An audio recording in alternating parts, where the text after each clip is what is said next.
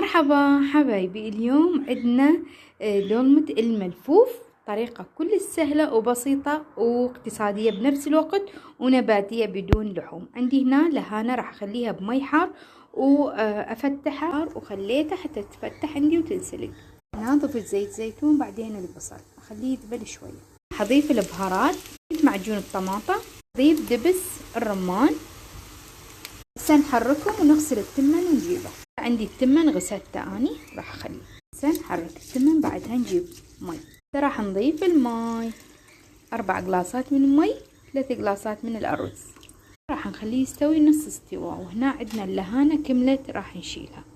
بعد ما استوى التمن ضفنا البقدونس. جبت القالب، صفت اللهانة بهذا الشكل، راح نضيف التمن بهذا الشكل، راح نخلي من فوقها ملهانة. هنا ضفت مي وملح وفلفل، راح اضيفها على اللهانة ونغلفها بالسيليفون. هسه بهذا الشكل راح اخلي